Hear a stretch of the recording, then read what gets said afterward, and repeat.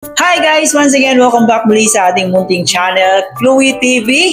Maligayang pagbabalik. Pero bago ang lahat, bago tayo magsimula sa ating reaction video, shoutout muna natin ang ating founder ng Kalingap. Palagi nating suportahan ang programa ni Kuya Bal Santos Matubang, Ate Edna Vlog, and Kalingap Rap. Suportahan po natin ang ating keyboys, Kalingap Partners, mga charity vloggers sa Pilipinas na tumutulong sa ating mga kababayang mahihirap.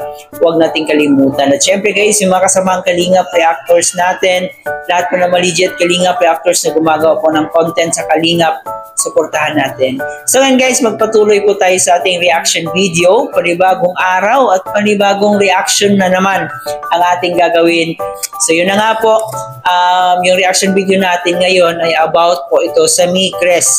Dahil alam naman po natin yung balita na pansamantala munang pinatigil, pinost ni Kalingap Rap yung Micres natin, no? Kabilang natin po ang Jomcar sa kadahilanan po na merong konting problema dito sa community, itong mga love team na to. Habang tumatagal, nakikita ni Kalingap Rap na mas dumarami yung mga toxic na supporters, mga sponsors, kaya siguro pumantong si Kalingap Rap sa ganitong klaseng desisyon. Siguro hindi madali para sa kanya, pero kung sa tingin niya ay ito ay ikabubuti para sa lahat. Dito rin po sa ating reaction video ay atin rin pong mapanood at mapakinggan kung ano yung pakiusap ni Kalingap Mikoy, especially sa mga solid Mikoy supporters. Alam po natin na marami sa inyo ang nasaktan.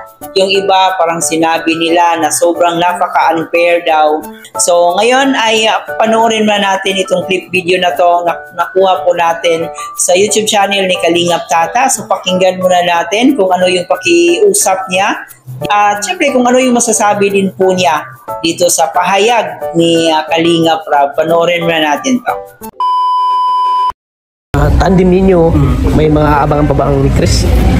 Sa ngayon, pahinga muna, pero huwag sila malulungkot kasi hindi pa naman ito ang huli. May maabangan pa. Sabi naman ni Kalingap Rap doon sa live ni Kuya July na ano muna, post muna. Post lang naman, hindi naman ibig sabihin na stop na.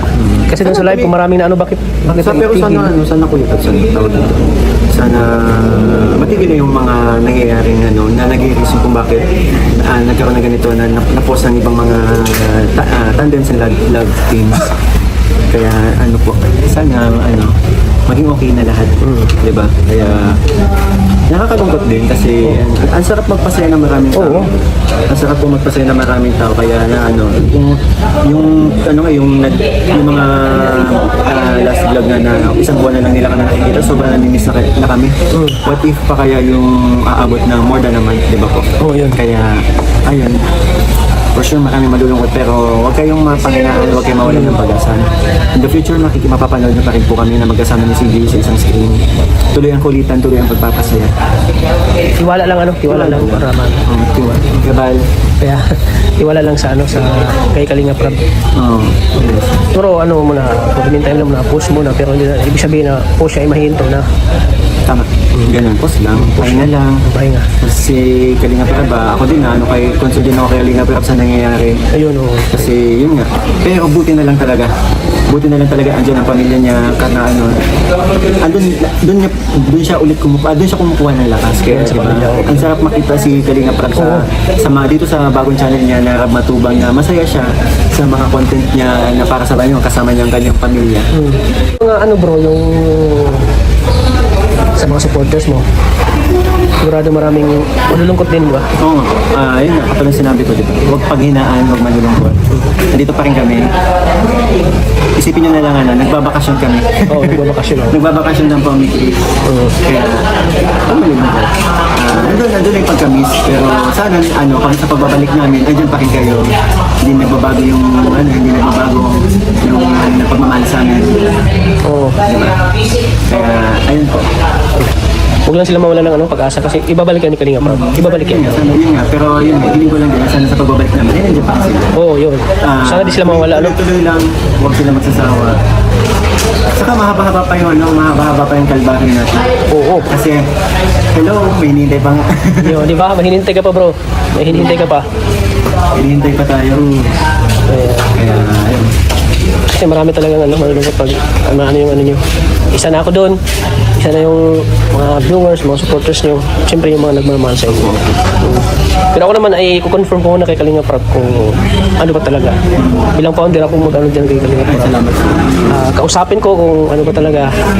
Kung us lang muna o may babalik pa. Kung sabihin na may babalik, mabuti, maganda yun. Pero yun, sa na yun. Pero sa ano ngayon ni Kalinga Prab yun. Happy ako sa ano. Sa yun, mas ano na, mas pinili niya magpahinga na lang. Tama lang yung decision ni Kalinga Prab. Ako naman ay ano. Ako nandito lang ako anytime pag isang tawag ni Kalinga Prab. Miko ay kailangan ka dito. Ako tayo agad. Miko ni Chris, hindi tayo agad. Kaya yun, sa ngayon, happy ako sa nangyayari kaya sa ginagawa ni Kalinga Prab.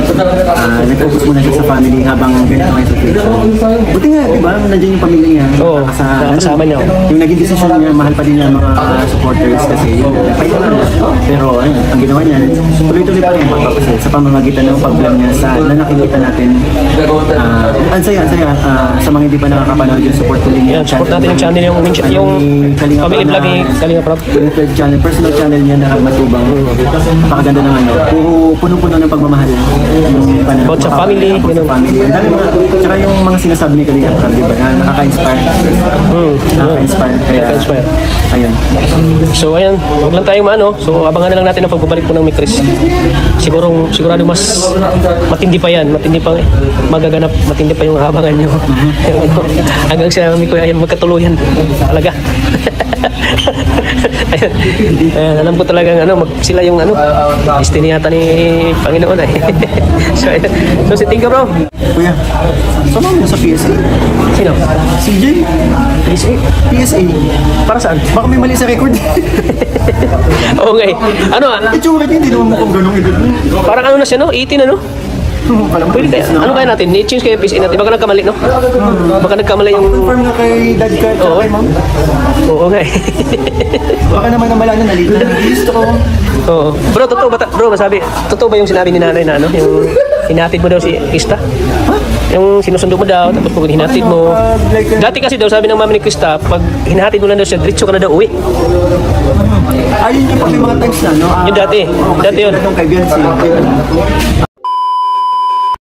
So yun na po guys, no, napakinggan po natin ang pahayag or komento ni Kalingap Mikoy patungkol nga po dito sa pansamantalang pagpapatigil, pagpapahinto sa Mikres.